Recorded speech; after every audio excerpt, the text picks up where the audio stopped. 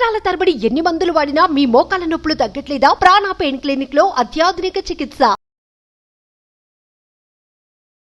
నమస్తే వంశీకృష్ణ గారు. నమస్కారం మేడం. పేరెంట్స్ అందరికీ కూడా ఎక్కడ ప్రాబ్లం అంటే టీవీ మొబైల్ బాగా అడిక్ట్ అయిపోతూ ఉంటారు. లేచినప్పటి నుంచి టీవీ ఆర్ మొబైల్ చేతిలో ఉండాల్సిందే. ఇవి రెండూ కాకుండా వాళ్ళని వేరే యాక్టివిటీస్లో ఏ విధంగా ఎంగేజ్ చేయాలి పిల్లల్ని. అండ్ కొన్ని సందర్భాల్లో మేము లేకపోయినా సరే ఈ రెండు ఆప్షన్స్ని చూస్ చేసుకోవద్దు, ఇంకా దేన్నైనా వాళ్ళు చూస్ చేసుకునేలా ఉండాలి. అలా టిప్ ఏమన్నా ఇవ్వగలరని అడిగే వాళ్ళు ఉన్నారు, వాళ్ళకి మనం ఏం చెప్పచ్చు? అవును మేడం, యాక్చువల్గా ఈ మొబైల్ ఎక్కువ వాడకం అనేది కరోనా తర్వాత నుంచి ఎక్కువ వాడుతున్నారు. అవును. కాబట్టి ఈ అడిక్షన్ని నేను ఒక చిన్న విషయం చెప్తాను మేడం.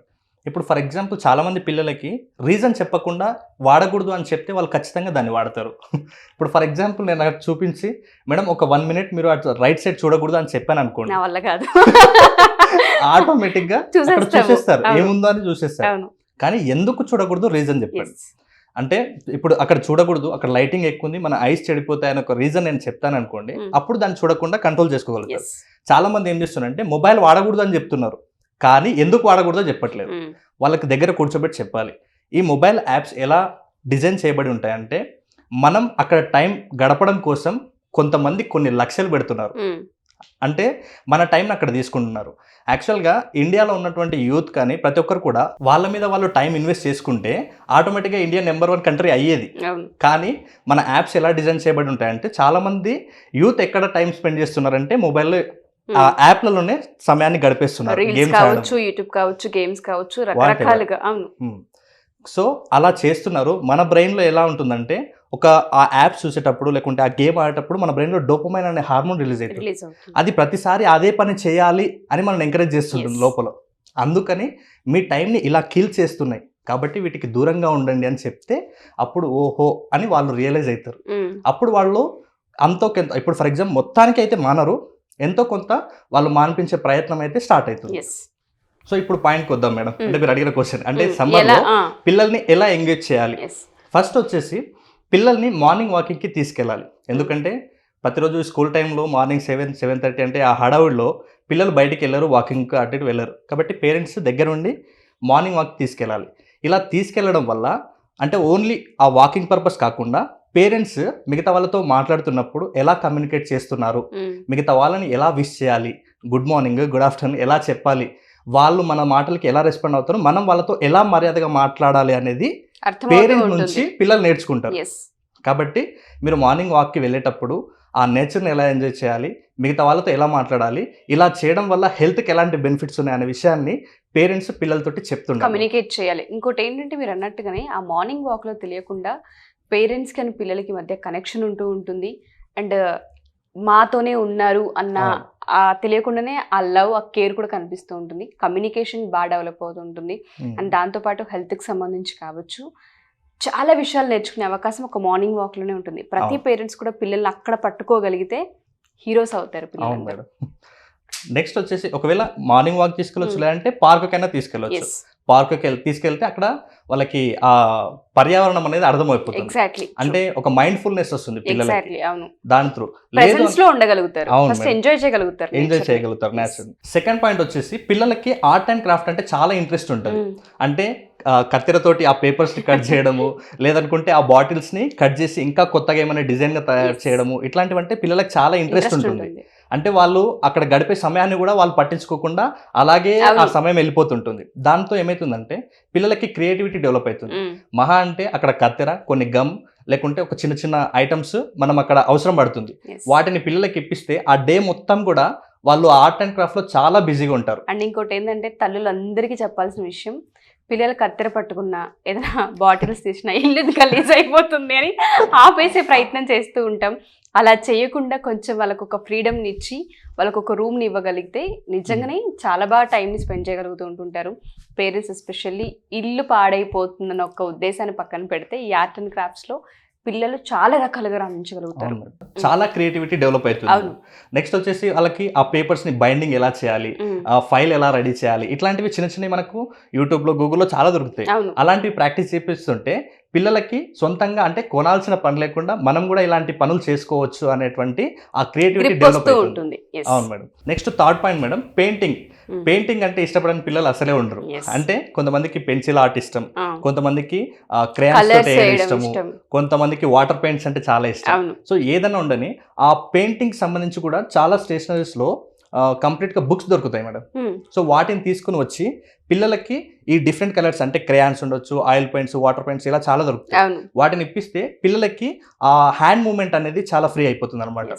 అంటే అందులో కూడా చాలా క్రియేటివ్గా ఉంటుంది. అంటే దాంట్లో ఏ డిజైన్ మనకి వేస్తే ఎంత ఆకర్షణీయంగా తయారు చేస్తున్నాం అనేది కూడా పిల్లల లోపల ఆ పెయింటింగ్ స్కిల్స్ అనేది డెవలప్ అవుతుంది. అవును, మీరు అన్నట్టుగానే పెయింటింగ్స్ చాలా మంది పిల్లల్ని అట్రాక్ట్ చేస్తూ ఉంటాయి. కలర్స్ తెలియకుండానే వాటి వైపు వెళ్ళిపోతూ ఉంటారు, ఎక్కువ ఇంట్రెస్ట్ చూపిస్తూ ఉంటారు. ఆ క్రేయాన్స్ కావచ్చు, లేదంటే ఆయిల్ కలర్స్ కావచ్చు, చాలా మందికి అవి ఇష్టపడుతుంటారు, ఆయిల్ పెయింట్స్ ఏవైతే ఉంటుంటాయో. బట్ పేరెంట్స్ వీటిని కొంచెం మీరు అన్నట్టుగా ప్రతి పాయింట్ని కూడా చాలా క్లీన్గా అబ్జర్వ్ చేసి కనుక వాళ్ళ ఫ్రీడమ్కి వదిలేయగలిగితే ఈ మొబైల్, ఈ టీవీ అండ్ దాంతోపాటు ఇంకా ఏదైనా సరే అడిక్షన్స్ ఉంటే వాటి వైపు ఫస్ట్ మనసు వెళ్ళదు, వీటిపైన చేయి తిరుగుతూ ఉంటుంది, వాళ్ళకి అర్థమవుతూ ఉంటుంది. అండ్ కలర్స్ పైన కావచ్చు, పిక్చర్స్ పైన కావచ్చు, నాలెడ్జ్ కూడా పెరుగుతూ ఉంటుంది. దాంతోపాటు ముఖ్యంగా 4th పాయింట్ వచ్చేసి పిల్లలతోటి ఫజిల్స్ చేయించుండాలి మేడం. చిన్న చిన్న ఫజిల్స్ లేకుంటే నెంబర్స్ ని కలపడం లాంటివి, లేకుంటే మనకు మామూలుగా సండే బుక్ లో సుడోకు అని వస్తుంటుంది, వాటిని ప్రాక్టీస్ చేయించాలి. దీంతో ఏమవుతుందంటే పిల్లలకి ఏదైనా ప్రాబ్లం వస్తే ఎలా సాల్వ్ చేయాలి అనే విషయాలు తెలుస్తుంటాయి. సో ప్రాబ్లమ్ సాల్వింగ్ స్కిల్ అనేది ప్రతి ఒక్కరు కూడా అవసరం. కాబట్టి ఇలాంటి స్కిల్స్, ఇలాంటి ఫజిల్స్ నేర్పిస్తుంటే పిల్లలకు సొంతంగా డెవలప్ అయిపోతుంది. ఇంకా ముఖ్యంగా పేరెంట్స్ సేమ్ అలాంటి చేసే టైంలోనే ఏదైనా కొన్ని కాంప్లికేటెడ్గా, ఇప్పుడు ఫర్ ఎగ్జాంపుల్ ఒక సన్నివేశానికి సంబంధించి ఒకవేళ ఈ ప్లేస్ లో నువ్వు ఉంటే ఏం చేస్తావు, ఈ ప్లేస్ లో ఒక స్టోరీని మొత్తానికి వాళ్ళకి చెప్పేసి ఒకవేళ ఈ ప్లేస్ లో నువ్వు ఉంటే ఎలా చేస్తావు నాన్న అన్నప్పుడు వీళ్ళు కొత్తగా ఆలోచించడం స్టార్ట్ చేస్తున్నారు. ఈ టైంలో కూడా క్రియేటివిటీ బిల్డ్ అవుతుంది పిల్లల లోపల. ఓకే, అండ్ మీరు అన్నట్టుగానే స్టోరీ నరేషన్ అనేది చాలా ఇంపార్టెంట్. పేరెంట్స్ వీటిని కనుక నరేట్ చేసి సిచ్యుయేషన్ని ఈ ప్లేస్లో నువ్వు ఉంటే ఎలా హ్యాండిల్ చేస్తావు, ఇటువంటివి కూడా చాలా ఇంట్రెస్టింగ్గా ఉంటుంది. దీంతో ఏమైతుందంటే అంటే పిల్లలకి పేరెంట్స్ కి మధ్య కమ్యూనికేషన్ కూడా చాలా బిల్డ్ అవుతుంది అనమాట. అంటే కనెక్షన్ ఉంటూ ఉంటుంది.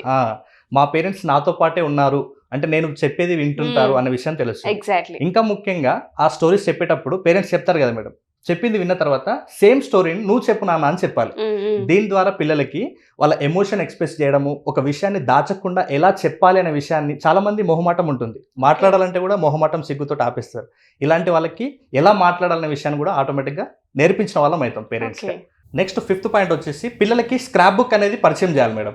అంటే ఒక 2 స్క్రాప్ బుక్స్ పెట్టేసి న్యూస్ పేపర్లలో డిఫరెంట్ స్టోరీస్ వస్తుంటాయి, మోరల్ స్టోరీస్ వస్తుంటాయి. ఆ మోరల్ స్టోరీస్ ని వీళ్ళు చదివి వీళ్ళకి నచ్చినటువంటి ఆ స్టోరీ ఏదైతే ఉంటుందో దాన్ని కట్ చేసి, ఆ న్యూస్ పేపర్ లో మనకు నచ్చిన స్టోరీ ఉంటుంది కదా దాన్ని కట్ చేసి, ఆ కట్ చేసిన స్టోరీని ఇంకొక వాళ్ళు కంప్లీట్ ఒక స్క్రాప్ బుక్ అని పెడతారు. అంటే అన్కంప్లీట్ గా వైట్ పేపర్స్ ఉన్నటువంటి ఒక బుక్, ఆ బుక్ లో ఈ స్టోరీని అతికించాలి. అతికించి నువ్వు ఏ డేట్ రోజు నువ్వు ఈ స్టోరీని కలెక్ట్ చేసావు, ఈ స్టోరీలో నీకు నచ్చిన పాయింట్ ఏది, నువ్వు ఏ క్యారెక్టర్స్ ని నువ్వు మార్చుకోగలుగుతున్నావు ఈ స్టోరీ ద్వారా అనేది దాంట్లో రాస్తే పిల్లలు మర్చిపోకుండా దాన్ని చూసినప్పుడు వాళ్ళకి ఒక స్వీట్ మెమొరీ లాగా ఉంటుంది, అలాగే మోరల్ వాల్యూస్ కూడా నేర్చుకుంటారు. మరి ఇంకొక స్క్రాప్ బుక్ లో ఏం చేయాలంటే కొన్ని ఎగ్జైట్మెంట్ కలిగించే న్యూసెస్ ఉంటాయి. అంటే ఆ పేపర్లో మనకు ఆటోమేటిక్గా వస్తుంటాయి. ఒక మనిషికి జుట్టు పెరగడానికి ఎన్ని రోజులు పడుతుందనో, లేకుంటే ఒక మనిషి నిద్రపోకుండా ఎన్ని రోజులు బతకగలుగుతాడనో, ఇట్లాంటివి చాలా క్వశ్చన్స్ వస్తుంటాయి, చాలా ఇంట్రెస్టింగ్ గా ఉంటాయి. అరే ఇలా కూడా ఉంటాయా అనిపిస్తాయి. అట్లాంటి క్వశ్చన్స్ కూడా కలెక్ట్ చేయించాలి. దీంతో ఏమైతే వాళ్ళకి ఇలాంటి విషయాలు ఉంటాయని తెలుస్తాయి. తర్వాత ఆటోమేటిక్గా వీళ్ళ లోపల కూడా ఆ జనరల్ నాలెడ్జ్కి సంబంధించినటువంటి డాటా చాలా పెరుగుతుంది అనమాట. Next last point, very important point అంటాను నేను. ఎందుకంటే చిన్న పిల్లల్ని, అంటే ఈ పిల్లల్ని కొంతమంది పేరెంట్స్ అంటుంటారు ఇంత చేసినా కూడా మా పిల్లలు మా మాట వినరు అంటుంటారు. ఇలాంటి వాళ్ళకి చాలా మందికి, అంటే ఇప్పుడు స్కూల్ ఉండదు కాబట్టి డిఫరెంట్ వర్క్ షాప్స్ ఉంటాయి ఈ మధ్య కాలంలో సమ్మర్లో. అంటే మనం కూడా వర్క్ షాప్ కండక్ట్ చేస్తున్నాము, సేమ్ అలాగే వర్క్ షాప్స్ ఉంటాయి. ఆ వర్క్ షాప్ లో పిల్లల్ని అటెండ్ చేయించాలి ప్రతి ఒక్కరు కూడా. అసలు ఇలాంటి సమ్మర్ క్యాంప్లలో ఎందుకు అటెండ్ చేయించాలంటే యాక్చువల్గా ఈ 2 months ఉంటుంది కదా మనం హాలిడేస్, ఈ 2 months తర్వాత పిల్లలు స్కూల్కి వెళ్ళిన తర్వాత ఇప్పుడే మేము స్కూల్కి వచ్చినాం అన్నట్లుగా బిహేవ్ చేస్తుంటారు. అంటే అన్ని మర్చిపోయి ఉంటారు. కొంతమంది చిన్న పిల్లలు అయితే ఆలు, పదాలు, వంటలు, టేబుల్స్ అన్ని మర్చిపోయి ఉంటారు. అదేంటి లాస్ట్ ఇయర్ చదువుకున్నాం కదంటే ఈ 2 months లో వీళ్ళు సరదాగా గడిపే ఈ సమయంలో స్టడీస్ ని కంప్లీట్ గా పక్కకు అవాయిడ్ చేసేస్తారు. వీళ్ళు స్కూల్కి వెళ్ళినప్పుడు ఆ ఎన్విరాన్మెంట్ మళ్ళీ అలవాటు కానీ 1 month టైం పడుతుంది. ఆ 1 month టైం అవ్వక ముందుకే మళ్ళీ యూనిట్ టెస్ట్లు వస్తుంటాయి, అంటే ఎగ్జామ్స్ వస్తుంటాయి మళ్ళీ. అయితే వీళ్ళకు ఆ స్టడీస్ దూరం అవ్వకుండా ప్రతిరోజు కూడా ఒక 2 గంటలు ఇలాంటి క్యాంపులలో జాయిన్ చేయించి ఇలాంటి స్కిల్స్ డెవలప్మెంట్ చేయిస్తే మేము స్టడీస్కి ఇంకా దగ్గరగానే ఉన్నాము అంటే స్టడీస్ మన నుంచి దూరం లేదు అన్నట్లు ఆ ఫీల్ వస్తుంది. ఆటోమేటిక్గా పిల్లలు స్టడీస్ మీదనే కంటిన్యూ అవుతారు కాబట్టి స్కూల్కి వెళ్ళినా కూడా వాళ్ళకి కొత్తగా అనిపించదు. ఎగ్జాక్ట్లీ. వర్క్ షాప్స్ మీరు అన్నట్టుగానే పిల్లలకి సంబంధించి చాలా వర్క్ షాప్స్ అయితే సమ్మర్కి ఎక్కువగా మనం ప్రిఫర్ చేస్తూ ఉంటుంటాం. అసలు వర్క్ షాప్లో ఏం ట్రైన్ చేయబోతున్నారు, మీ వర్క్ షాప్ పిల్లలకి ఎలా హెల్ప్ అవుతుంది అంటారు? ఈ వీడియో చూసిన పేరెంట్స్కి కనెక్ట్ అవ్వాలి అంటే మన వర్క్ షాప్లో ఉన్న స్పెషాలిటీ ఏంటి? మన వర్క్ షాప్ మే 1 నుంచి స్టార్ట్ అవబోతుంది మేడం. ఈ వర్క్ షాప్ ని ఎలా డిజైన్ చేయబడింది అంటే ఒక ఆర్డినరీ స్టూడెంట్ ఎక్స్ట్రాడినరీ స్టూడెంట్ గా ఎలా అవ్వాలనే ఆ కాన్సెప్ట్ మీద డిజైన్ చేయబడింది. ఎలా అంటే చూడండి, చాలా మంది చదువుతారు మర్చిపోతుంటారు, వాళ్ళకి అదొక పెద్ద ప్రాబ్లం అకాడమిక్ ఇయర్ మొత్తం. కాబట్టి అలాంటి వాళ్ళ కోసం ఫస్ట్ మెమరీ టెక్నిక్స్ నేర్పిస్తాం, తర్వాత నేర్చుకుంటారు. కానీ ఇంకా ముఖ్యంగా చాలా మంది విద్యార్థులు సిలబస్ కంప్లీట్ అవ్వదు, ఎందుకంటే వాళ్ళకి చదివే స్పీడ్ తక్కువ ఉంటుంది. అలాంటి వాళ్ళ కోసం స్పీడ్ రీడింగ్ ఉంటుంది. సరే స్పీడ్గా చదివిర్రు, నేర్చుకున్నారు, నెక్స్ట్ రాయడం కూడా ఇంపార్టెంటే కాబట్టి హ్యాండ్ రైటింగ్ స్కిల్స్ కూడా నేర్పిస్తున్నాం. అయితే ఈ 3 కూడా వచ్చినప్పుడు ఒక స్టూడెంట్కి కొంచెం కాన్ఫిడెన్స్ వస్తుంది. ఇంకా లైఫ్లో క్లాస్లో ఎదుగుకుంటూ వెళ్ళిన తర్వాత చాలా మందికి ముందు ఎలాంటి కోర్సెస్ ఉంటాయో తెలియక ఆగిపోతారు. అలాంటి వాళ్ళ కోసం కెరీర్ గైడెన్స్, ఇంకా ముఖ్యంగా చాలా మంది డబ్బు సంపాదిస్తారు కానీ దాన్ని ఎలా మేనేజ్ చేయాలో తెలియదు, ఎలా మేనేజ్ చేయాలి, ఎలా ఇన్వెస్ట్మెంట్ చేయాలనేది చాలా మందికి తెలియదు. అలాంటి వాళ్ళే అప్పుల పాలవుతుంటారు. ఫైనాన్షియల్ నాలెడ్జ్ కూడా ఇచ్చే అవకాశం ఉంటుంది మన వర్క్ షాప్ లో. అవును మేడం, అంటే చాలా మందికి ఈ చిన్నప్పటి నుంచి అలవాటు చేయాలి అనే ఉద్దేశంతో మనీ మేనేజ్మెంట్ కూడా ఉంటుంది. ఇంకా ముఖ్యంగా చాలా మందికి చాలా చిన్న చిన్న విషయాల పట్ల వాళ్ళకి డిజబిలిటీ ఉంటుంది, అంటే లెర్నింగ్ డిజబిలిటీస్ ఉంటాయి. కొంతమందికి listening, speaking, reading, writing what ever ఎలాంటి డిజబిలిటీస్ ఉన్నా మనం ఆ 15 days వర్క్షాప్లో ఓవరాల్గా ఇప్పుడు మనం ఏదైతే 6 topics చెప్పామో ఆ 6 topics కవర్ చేస్తాం. దాంతోపాటు చాలా మంది పేరెంట్స్ ఏమంటున్నారంటే పేరెంటింగ్ టిప్స్ ఓకే, కానీ మేము కూడా కొన్ని విషయాలు ఉంటాయి, మాకు కూడా కొన్ని డౌట్స్ ఉంటాయి పేరెంటింగ్ పట్ల, మరి ఆ విషయాలు కూడా చెప్తారని కాల్ చేస్తారనమాట మన టీంకి. అయితే వాళ్ళ కోసం సపరేట్గా నేను 1 day పేరెంటింగ్ టిప్స్, అలాగే పిల్లలు చాలా మంది కూడా పేరెంట్స్కి వాల్యూ ఇస్తలేరు, అలాంటి వాళ్ళ కోసం కూడా పేరెంట్స్ వాల్యూ ఏంటో చెప్పే క్లాస్ని కూడా మనం 1 day ఎక్స్ట్రాగా తీసుకుంటాం అనమాట. 15+1 day ఓవరాల్గా 16 days వాళ్ళు మన దగ్గర ఉండాలి. మరి మిగతా డేస్ ఏం చేయాలి అంటే ఈ 15 daysలో నేనైతే టెక్నిక్స్ నేర్పిస్తానో దాన్ని ప్రతిరోజు కూడా వాళ్ళకు యాక్టివిటీ లాగా ఇస్తాను.